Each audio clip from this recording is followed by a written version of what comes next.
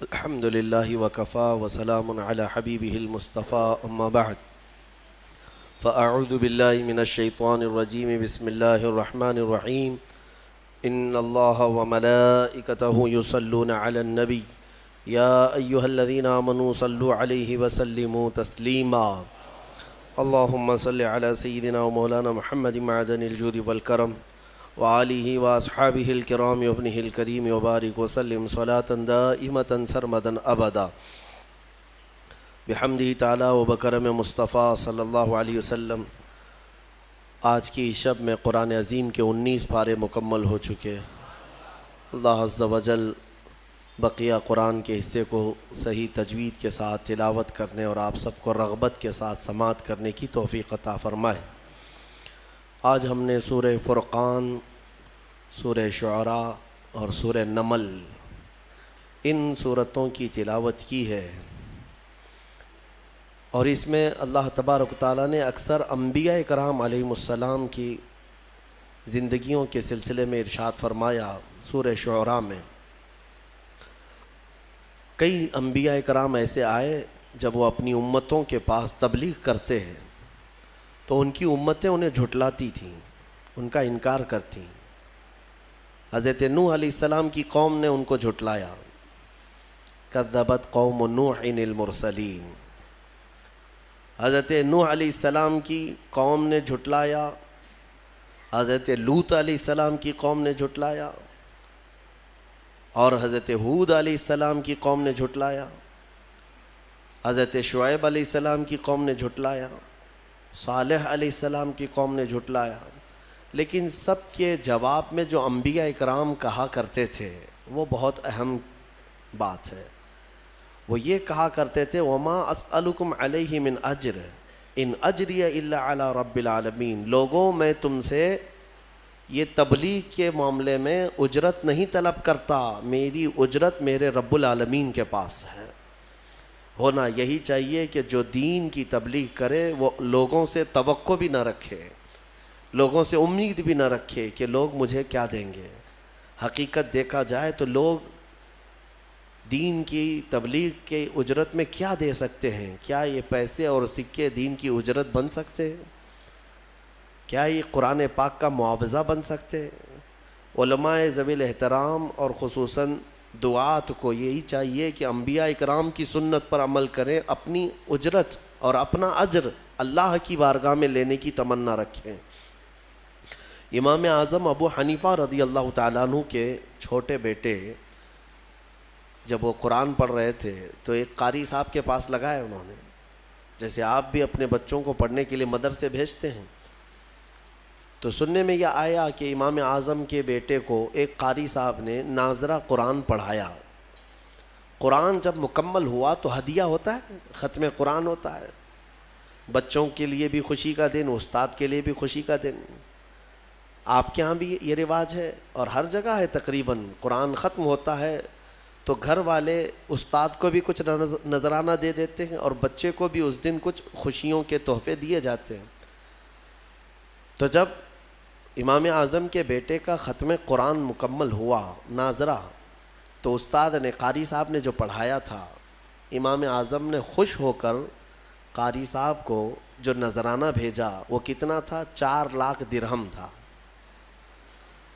4 لاکھ درہم انہوں نے بطور ہدیہ قاری صاحب کو بھیجا۔ جب ان کے پاس وہ ہدیہ پہنچا تو انہوں نے دیکھا اور کہا کہ یہ کس چیز کا ہے؟ کہا آپ نے امام اعظم کے بیٹے کو قرآن پڑھایا ہے، ہدیتاً آپ کو دیا گیا۔ کہا میں نے تو صرف ناظرہ پڑھایا ہے، اس پر اتنا زیادہ پیسہ؟ انہوں نے اتنی بات کہی، امام اعظم کو آ کر کے قاصد نے بتایا کہ قاری صاحب ایسا کہہ رہے تھے کہ میں نے تو صرف قرآن ناظرہ پڑھایا، اتنی بات پر 4 لاکھ درہم کی کیا ضرورت تھی، اتنے پیسے؟ امام اعظم نے سنا اور اس کے بعد اپنے بیٹے کو بلایا اور کہا بیٹا کل سے تو اس استاد کے پاس قرآن نہیں پڑھے گا، وہ قرآن پڑھانے کے لائق نہیں ہے۔ کہا کیوں؟ کہا جو بندہ دنیاوی مال کو اللہ کے کلام سے زیادہ سمجھتا ہے، میں اس کے پاس اپنے بیٹے کو کیسے پڑھاؤں؟ میں نے قرآن عظیم کے ختم قرآن کے یا پورے ہدیے کے کیا نظر کیے، بلکہ ایک آیت کی بھی اجرت کوئی دنیا میں نہیں دے سکتا. قرآن عظیم کی ایک آیت کا بھی معاوضہ کوئی دے نہیں سکتا، یہ کلام الہی ہے. ہاں بہرحال نظر ہدیہ یہ قبول کرنا جائز ہے، سنت ہے، لیکن مطالبہ کرنا یہ جائز نہیں ہے. ان چیزوں پر مطالبہ کرنا، ڈیمانڈ کرنا یہ جائز نہیں ہے، چاہے وہ قرآن عظیم تراویح کا بھی ہو. صاف فقہائے کرام نے لکھا ہے کہ کوئی حافظ اگر تراویح پڑھانے کی اجرت طے کر کے آتا ہے تو پڑھانا بھی اس کا حرام ہے اور سننے والے بھی حرام کام کر رہے ہیں. یہ کوئی ڈیلنگ نہیں ہوتی ہے قرآن عظیم کی. ہاں ختم قرآن وہ بغیر اجرت کے یا بغیر کوئی نذرانہ طے کیے آیا، تراویح پڑھایا ہے، لوگوں نے خوشیوں میں اسے ہدیہ اور نذر پیش کیا تو بالکل جائز ہے، لیکن مطالبہ کرنا ناجائز ہے.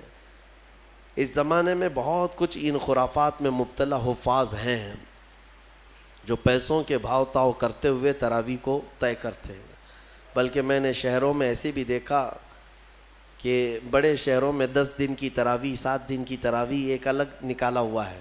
10 دن میں تراویح ختم، 10 دن میں ایک قرآن ختم کر کے وہ حافظ پھر دوسرے 10 دن کہیں اور تلاش کرتا ہے. بعض لوگوں کا حال تو یہ ہے کہ ایک بار مسجد میں پڑھا رہے ہیں اور ایک بار کہیں اور بھی پڑھا رہے ہیں اسی دن ایٹ اے ٹائم 2 مرتبہ تراویح، تاکہ ادھر بھی ملے ادھر بھی ملے. لوگوں کی نماز خراب کرنا، لوگوں کی نماز کو ضائع کرنا اور اس طرح حرص رکھنا یہ ناجائز ہے. میرے عزیزو، انبیاء اکرام علیہم السلام کی زبانوں سے جو یہ نکلے ہیں الفاظ، یہ آج 19ویں پارے میں ہم نے کثرت سے اس کو بار بار تلاوت کیا ہے. تکرار آئی ہے ایک آیت کی، وما اسألکم علیہ من اجر ان اجری الا علی رب العالمین. میں لوگوں تم سے اس بارے میں اجرت نہیں طلب کرتا، میری اجرت تو رب العالمین کے پاس ہے. یہ سارے نبیوں نے یہی کہا، چاہے وہ نوح علیہ السلام ہو، لوط علیہ السلام ہو، ہود علیہ السلام ہو، صالح علیہ السلام ہو، یہ شعیب علیہ السلام ہو، سبوں نے یہی کہا ہے. حتیٰ کہ میرے آقا صلی اللہ تعالیٰ علیہ وسلم بھی، ان کی بھی یہی فرامین تھے، قل لا اسألکم علیہ اجرا الا المودۃ فی القربى. اللہ تعالیٰ فرماتا ہے اپنے رسول سے، اے رسول آپ فرما دیں میں نے تمہیں جو دین دیا، ایمان کی دولت تمہارے قریب لایا، اس پر میں تم سے اجرت نہیں مانگتا مگر یہ کہ میرے اہل بیت سے محبت کرو، بس اتنی سی بات ہے. تو انبیاء کرام کبھی اجرت نہیں طلب کرتے اور نہ ہی ان کی کوئی اجرت دے سکتا. اسی لیے جو علماء نائب انبیاء کہلاتے ہیں انہیں بھی اس روش پر چلنا چاہیے، اسی روش پر رہیں. قرآن کا ہو، تقریروں کا ہو یا پھر نعت خوانی کا ہو، یہ ساری چیزیں اس طرح اجرت طے کرنا ناجائز ہے، ناجائز ہے. دین بیچنا، امام غزالی رحمۃ اللہ تعالی علیہ نے لکھا ہے کہ وہ عالم جو کسی دنیا داروں کی محفل میں جاتا ہے اس لیے کہ تھوڑا دین ان کو دوں گا تو وہاں سے پیسے ملیں گے، وہاں سے پیسے ملیں گے، کسی دنیا دار کے پاس جاتا ہے تو امام غزالی فرماتے ہیں وہ عالم اس مکھی سے زیادہ غلیظ ہے جو پخانے پر بیٹھتی ہے، اس مکھی سے زیادہ غلیظ ہے کہ اس نے دین کو دنیا داروں کے سامنے بیچنے کی غرض سے حاصل کیا. اور میرے آقا صلی اللہ علیہ وسلم کی حدیث پاک ہے کہ ایسا بندہ جو دین کا علم اس لیے حاصل کرتا ہے کہ اسے کچھ دنیا مل جائے، اسے کچھ پیسے مل جائیں، مال مل جائے. حضور اکرم صلی اللہ علیہ وسلم فرماتے ہیں ایسے شخص کو دین کا علم سکھانا خنزیر کے گلے میں موتیوں کا ہار ڈالنے کے برابر ہے. خنزیر کے گلے میں موتیوں کا ہار ڈالنے کے برابر ہے، کیونکہ خنزیر غلیظ جانور ہے اور اس کے گلے میں موتیوں کا ہار ڈال دیں تو وہ خوبصورت نہیں بنتا. اسی طرح دنیا دار کو جو صرف مال کی ہوس میں رہتا ہے، دین کا علم سکھانا ایسی ہی ہے. فطرت غلیظ ہے، وہ دین کو لے کر کرے گا کیا؟ بیچے گا. اللہ تبارک و تعالیٰ اس طرح کی حرص سے ہمیں محفوظ رکھے، ہوس سے محفوظ فرمائے، اور اللہ تبارک و تعالیٰ آخری دم تک ہمیں اس کے دین کی خدمت اس کی رضا کے لیے کرنے کی توفیق عطا فرمائے. سورہ شعراء کے بعد ہم نے سورہ نمل کی بھی تلاوت کی ہے. ایک آیت میں تمہیں چلتے چلتے عرض کر دوں، خاص طور پر نوجوانوں کے لیے آج ضرورت ہے. سورہ فرقان کی شروع کی آیتیں، اس میں اللہ تعالیٰ فرماتا ہے قیامت کے دن کچھ لوگ ایسے پکڑے جائیں گے، قیامت کے دن کچھ لوگ ایسے پکڑے جائیں گے کہ جن کا جرم کیا تھا وہ میں آپ کو بتاتا ہوں. جرم کیا تھا کہ جس طرح سے کچھ نوجوان جوش میں آ کر ہوش کھو بیٹھتے ہیں اور وہ کیا کر رہے ہیں انہیں پتہ نہیں. اس کا تجربہ ہے، کئی علاقوں پر ہم نے دیکھا ہے. جوش میں تم بپھر کر باہر تو آ گئے، لیکن کس کو مار رہے ہو، کس پر پتھر برسا رہے ہو، اس کا کوئی ہوش نہیں. کس غرض سے آئے ہو یہ بھی پتہ نہیں، تمہارا مطالبہ کیا ہے یہ بھی نہیں معلوم. قیادت کو تسلیم نہیں کرنا ہے کسی کی. تو اس کا انجام کیا ہوتا ہے میں آپ کو بتاتا ہوں. حالات بگڑتے ہیں اور اس کے بعد یہ ہنگامہ آرائی ختم ہوتی ہے تو پکڑے وہ جاتے ہیں جو تماشا دیکھنے کے لیے گئے تھے. ہاں، اکثر ایسا ہوتا ہے کہ وہ لوگ پکڑے جاتے ہیں، بعد میں وہ کہتے رہتے ہیں میں تو سامان لانے دکان پہ گیا تھا، پولیس مجھے پکڑ لے گئی. کوئی کہتا ہے میں تو منگنی میں جا رہا تھا، میں تو ولیمے میں جا رہا تھا، میں تو دعوت میں جا رہا تھا، وہاں سے گزرا، دیکھنے کی غرض سے کھڑا تھا، میں پکڑا گیا. یہ باتیں جو آتی ہیں میں آپ کو بتاتا ہوں قرآن پاک کی آیت. اللہ تعالیٰ قرآن میں فرماتا ہے یا ویلتا لیتنی لم اتخذ فلانا خلیلا. کچھ لوگ قیامت کے دن پکاریں گے اے کاش میں فلاں کی دوستی نہیں کیا ہوتا تو کتنا اچھا ہوتا. صرف دوستی کرنے کی وجہ سے کچھ لوگ جہنم میں جا رہے ہوں گے. ہاں، کچھ لوگ صرف اس لیے پکڑے گئے ہوں گے کہ تمہاری سنگت بری تھی، تمہاری صحبت خراب تھی. ہاں، تم فواہشات کرتے تو نہیں تھے لیکن فواہشات کرنے والوں کے ساتھ کھڑے ہوتے تھے، ان کی صحبت میں کھڑے ہوتے تھے. جوا کھیلتے نہیں تھے لیکن جواریوں کے ساتھ بیٹھتے اٹھتے تھے اور جوا دیکھ کر کے خاموش رہتے تھے. قیامت کے دن ان کی بھی پکڑ ہوگی اور انہیں کھینچ کر فرشتے لے جا رہے ہوں گے. وہ پکاریں گے میرا کیا قصور ہے، میں کیا کیا، میرا کیا جرم ہے. کہیں گے فلاں کے ساتھ جو تیرا گٹھ بندھن تھا، فلاں کے ساتھ جو تیری دوستی تھی. تب یہ پکارے گا یا ویلتا لیتنی لم اتخذ فلانا خلیلا. اے کاش میں فلاں کی دوستی نہیں کیا ہوتا تو کتنا اچھا ہوتا، میں تو بچ گیا ہوتا آج. لقد اضلنی عن الذکر، اسی نے مجھے غافل کر دیا، گمراہ کر دیا اللہ کے ذکر سے. اس لیے میرے عزیزو ایک بات یاد رکھیں، بہت ساری چیزیں میرے آقا صلی اللہ تعالیٰ علیہ وسلم کی حدیث سے میں تمہیں ثابت کر کے بتاؤں. حضور نے فرمایا برے آدمی کی صحبت میں بیٹھنا ایسے ہی ہے جیسے کوئلے کی کان میں جا کر آنا. کوئلے کی کان میں اگر تم سفید کپڑا پہن کر کے جاؤ گے اور آؤ گے، نہ کوئلہ اٹھاؤ نہ کوئلے کی کان میں کام کرو، لیکن تمہارے جا کر آتے ہی تمہارے سفید کپڑوں پر کالک لگ ہی جائے گی. اور حضور اکرم صلی اللہ علیہ وسلم کی حدیث کا مفہوم یہ بھی ہے. اور اچھوں کی صحبت میں بیٹھنا ایسے ہی ہے جیسے عطر کی دکان میں جا کے آنا. عطر لگاؤ نہ لگاؤ لیکن دکان میں جا کے آنے کے بعد تھوڑی بہت کپڑوں میں خوشبو آئی جاتی ہے. کیسی مثالوں سے میرے آقا نے فرمایا. اسی طرح دنیا میں تم اگر صالحین کی صحبت میں بیٹھتے اٹھتے ہو، اچھوں کی صحبت میں بیٹھتے اٹھتے ہو، تو اس کا اثر اتنا ہوتا ہے کہ قیامت کے دن جہاں وہ جا رہے ہوں گے فرشتے تمہیں بھی وہیں پر بھیج دیں گے. ہاں، بزرگوں کی صحبت میں بیٹھنے والوں کو ہم نے دیکھا ہے. بعض روایات میں ہم نے یہ بھی پڑھا سرکار غوث اعظم عبد القادر جیلانی رضی اللہ تعالیٰ عنہ کے ہاں کام کرنے والا جو دھوبی تھا غوث پاک کے انتقال کے بعد بغداد کے بڑے بڑے علماء اگر کسی مسئلے میں پیچیدگی آتی تو اس دھوبی سے جا کر سوال کرتے، اس مسئلے کا حل آپ کو معلوم ہے؟ وہ جواب دے دیا کرتے. کیوں؟ میاں صحبت میں جو بیٹھتا تھا روزانہ فقہی مسائل کو سننا، اس کی پیچیدگیوں کو سننا، سنتے سنتے صحبت کا اثر اتنا کہ کہ وہ فقہ کی باریکیاں بھی لوگوں تک بیان کرنے لگ جائے۔ ایسے ہی ہم نے دیکھا ہے ڈاکٹروں کی صحبت میں رہتے رہتے کئی لوگوں کو دوائیوں کے نام یاد ہو جاتے ہیں، بیماریوں کی جڑ معلوم ہونے لگ جاتی ہے۔ تو صحبت ہی کا تو اثر ہے، پڑھا نہیں ہے، کچھ بھی نہیں ہے، صحبت میں رہنے والے کو اثر ہو ہی جاتا ہے۔ شیخ سعدی رحمۃ اللہ علیہ نے فرمایا ہے، گلے خوشبوئے در حمام روزے رسید از دست محبوب بدستم۔ ایک دن ایک خوشبودار مٹی مجھے ہاتھ میں ملی، حمام میں خوشبودار مٹی تھی، تو میں مٹی کو سونگھا اور دیکھا کہ مٹی میں خوشبو کہاں سے آئی۔ تو شیخ سعدی فرماتے میں نے پوچھا اس سے، بدو گفتہ کہ مشکی یا عبیری کہ بوئے دل آویزے تو مستم۔ میں نے مٹی سے پوچھا تو مشک ہے یا عنبر ہے، تیری خوشبو سے میرا دل مست ہو رہا ہے۔ گفتہ کہ من گلے ناچیز بودم وہ لیکن مدت باگل نشستم۔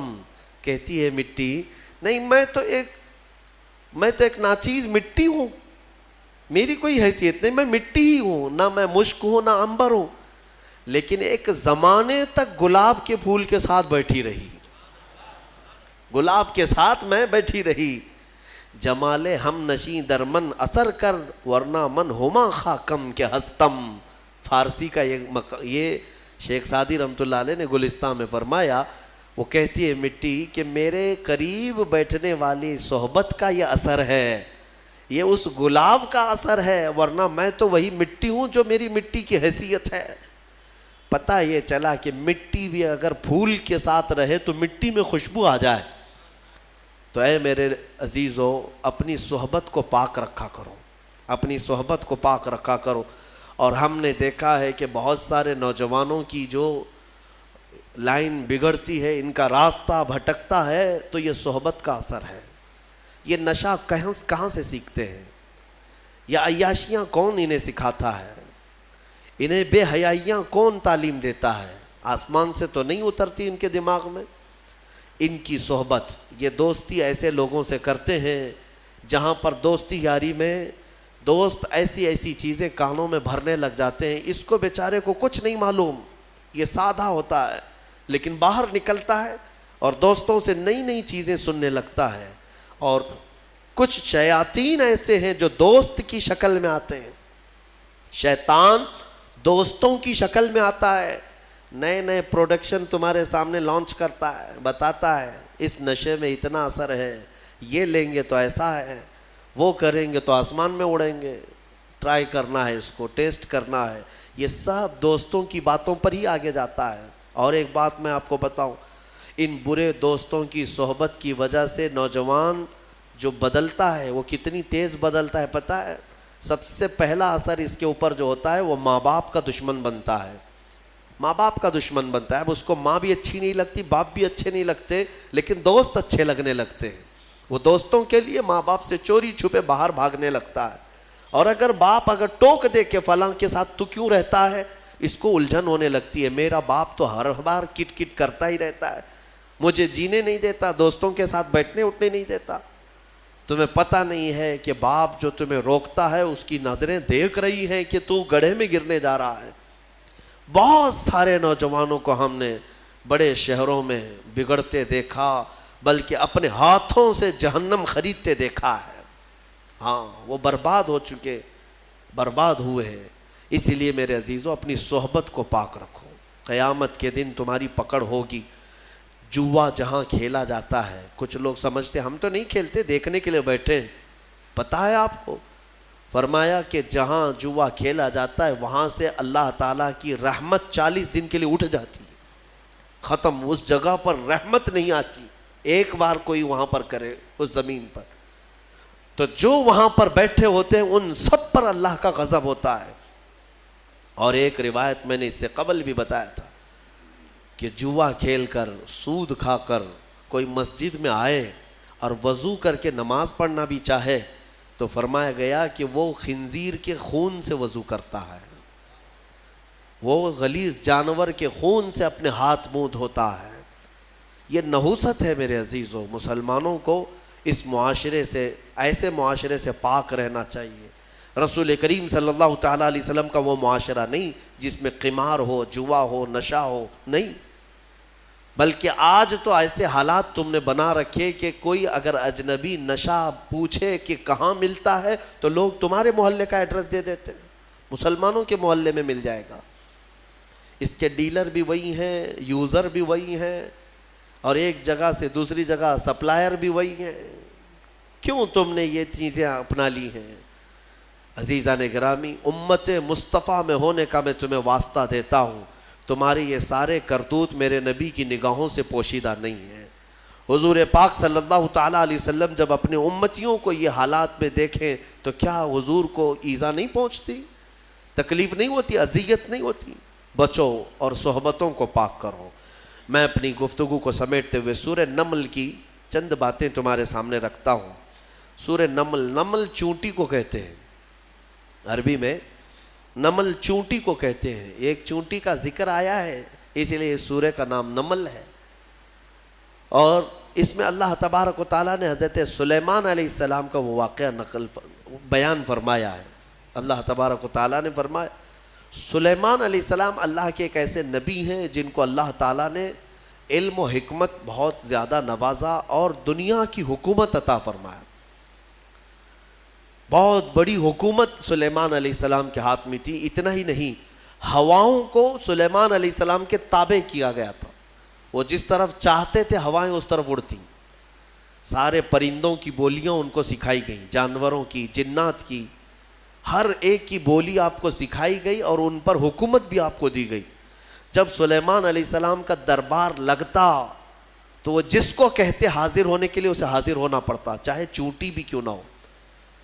پرندوں میں، جانوروں میں کبھی جھگڑا ہوتا تو فیصلے کے لیے سلیمان علیہ السلام کے پاس آتے، جانوروں کے بھی فیصلے حضرت سلیمان علیہ السلام کیا کرتے۔ ایک مرتبہ ایسا ہوا کہ سلیمان علیہ السلام اپنے لشکریوں کے ساتھ کسی جگہ گزر رہے تھے اور وہ چونٹیوں کی آبادی سے گزرنے والے تھے، ابھی کافی دور تھے، 1 میل دور، تو چونٹیوں نے محسوس کر لیا کہ سلیمان علیہ السلام آ رہے ہیں، تو ان کی جو ملکہ ہے چونٹیوں کی وہ کہتی ہے قالت نملۃ یا ایھا النمل ادخلوا مساکنکم لا یحطمنکم سلیمان وجنودہ وہم لا یشعرون۔ چونٹی کہتی ہے، بڑی والی جو چونٹی تھی ان کی ساری چونٹیوں سے، کہ اے چونٹی کو اپنے اپنے سوراخوں میں چلی جاؤ، اپنے گھروں میں اندر داخل ہو جاؤ، اس لیے کہ سلیمان علیہ السلام اور ان کا لشکر آ رہا ہے، کہیں وہ بے خبری میں تمہیں روند کرنا چلے جائیں۔ یہ چونٹی نے کہا اور ساری چونٹیاں دوڑنے لگیں، لیکن قرآن میں اللہ فرماتا ہے فَتَبَسَّمَ ضَاحِكًا مِّن قَوْلِهَا، حضرت سلیمان علیہ السلام اس چونٹی کی بات پر ہنس پڑے، مسکرائے۔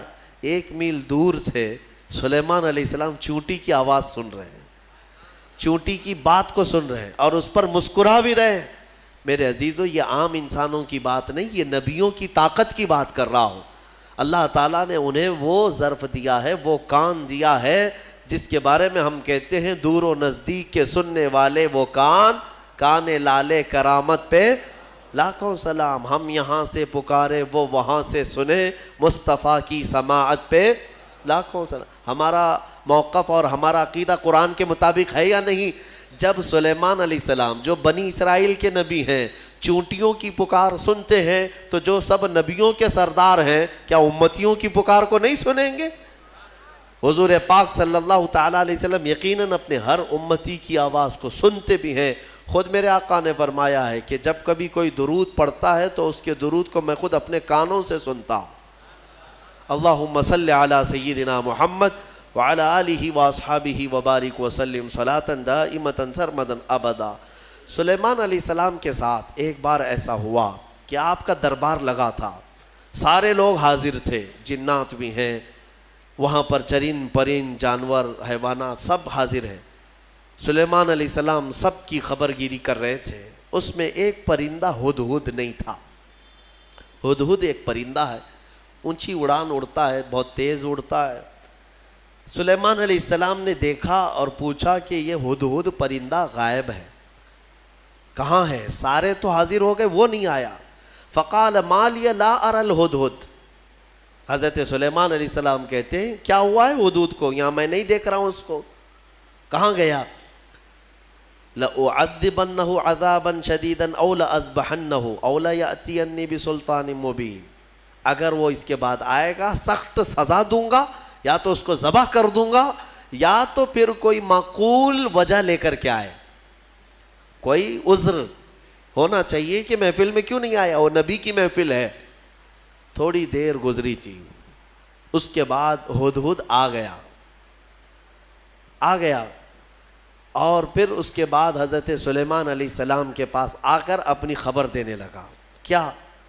وہ کہتا انی وجدت امرأۃ تملکہم وأوتیت من کل شیء ولہا عرش عظیم۔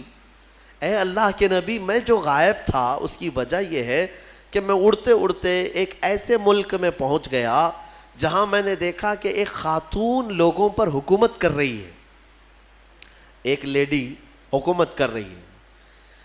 وہ عورت، اس کو اللہ تعالیٰ نے بہت مال و دولت سے نوازا ہے، مردوں پر وہ حکومت کر رہی ہے۔ وجدتها وقومها يسجدون للشمس، لیکن وہ کہتا ہے ہدہد، اس کی بات تو یہ ہے کہ میں نے اس کی قوم کو اور اس کو دیکھا کہ وہ سورج کی عبادت کرتے ہیں، اللہ کو چھوڑ کر سورج کی عبادت کرتے ہیں۔ پتہ یہ چلا کہ پرندوں کو بھی عجب لگتا ہے کبھی کوئی اللہ کے علاوہ دوسرے کی عبادت کرے۔ ہاں، یہ پرندے بھی ان پر لعنت بھیجتے ہیں، کہاں کہاں جھک رہے ہو تم؟ اللہ رب العزت جس نے پیدا کیا، سارے پرندے اگر کسی کی تسبیح بیان کرتے ہیں تو رب ذوالجلال کی۔ قرآن میں اللہ نے فرمایا وَإِن مِّن شَيْءٍ إِلَّا يُسَبِّحُ بِحَمْدِهِ، کوئی چیز دنیا میں ایسی نہیں جو اللہ کی حمد اور تسبیح نہ کر رہی ہو، وَلَكِن لَا تَفْقَهُونَ تَسْبِيحَهُمْ، ہاں یہ اور بات ہے کہ تم ان کی تسبیح کو سمجھ نہیں پاؤ گے۔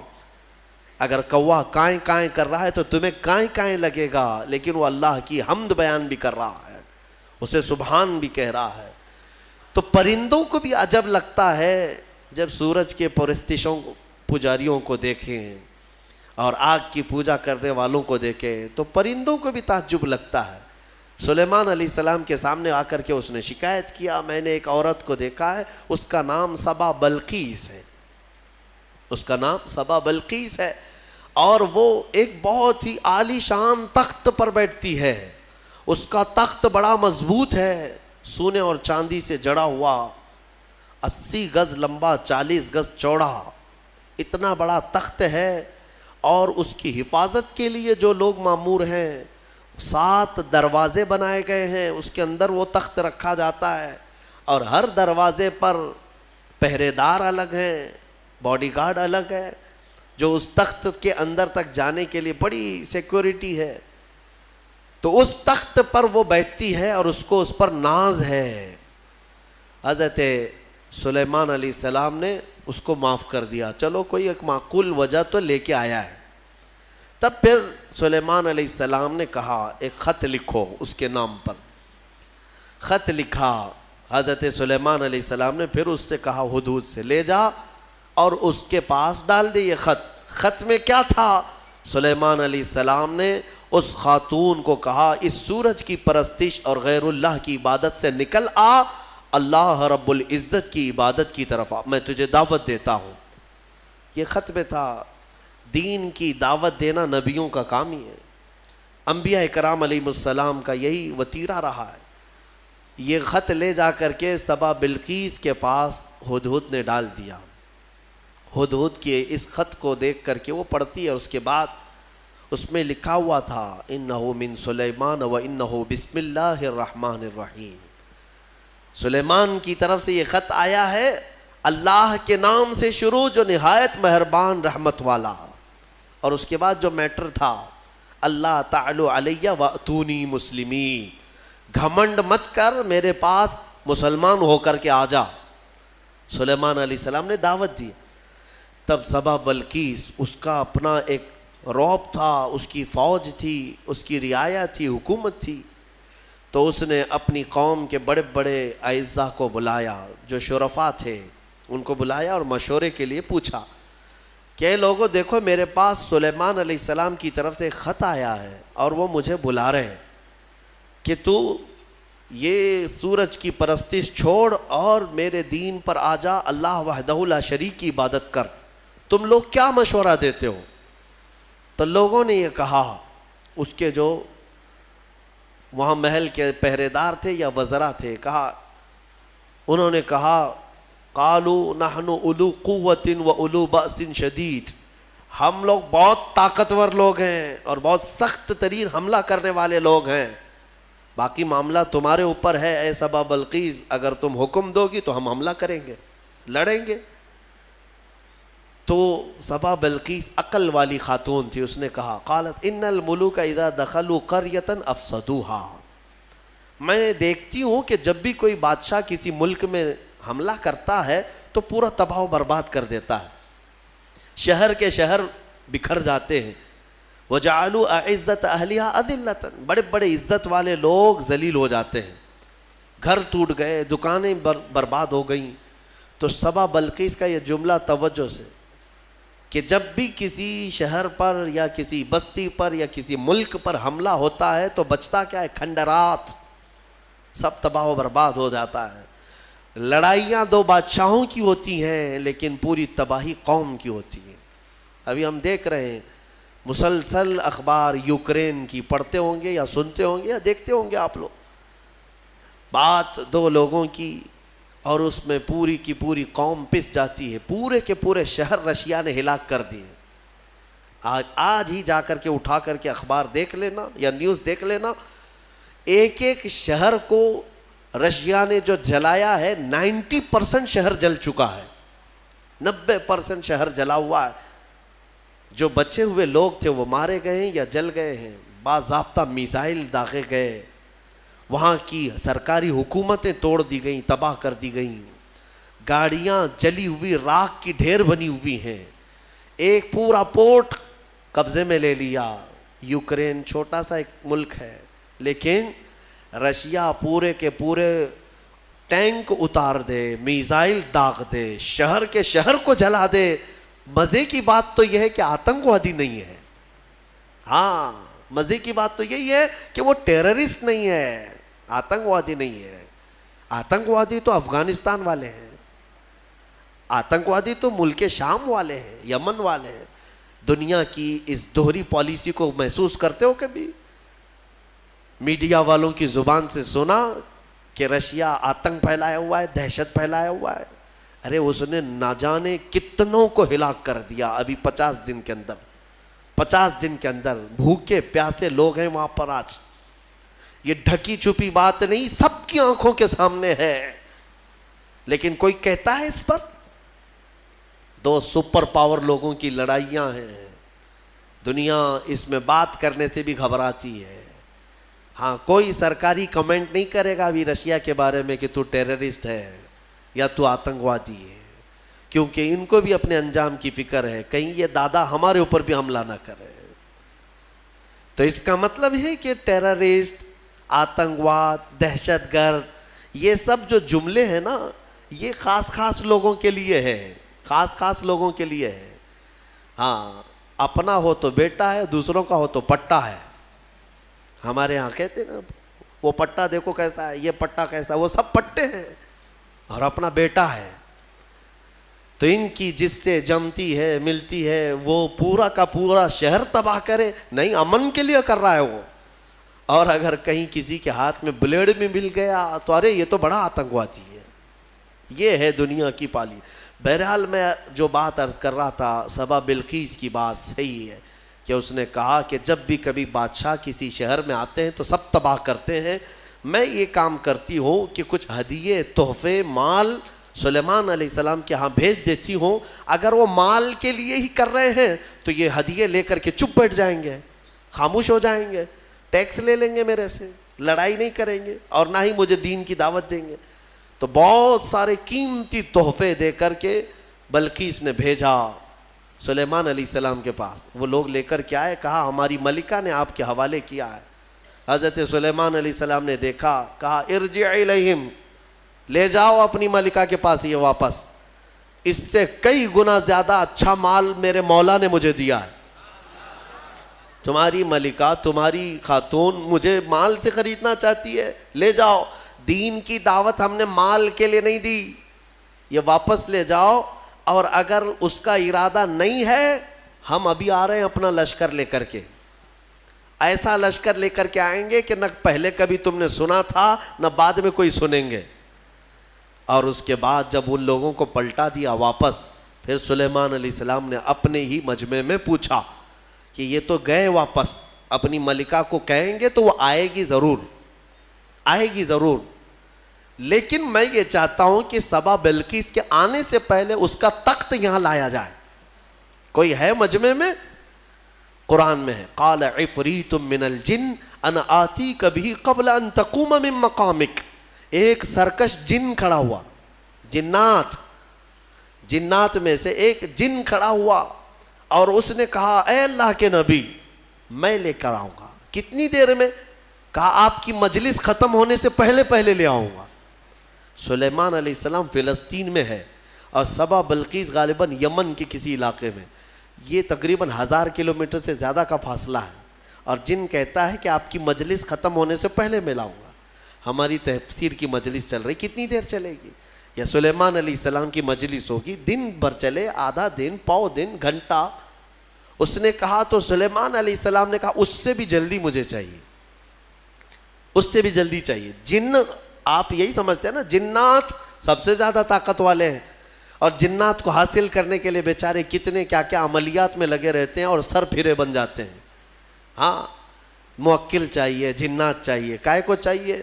ارے ایک جنات قابو میں آئے گا تو ایک بینک پوری اٹھا کے لائے گا۔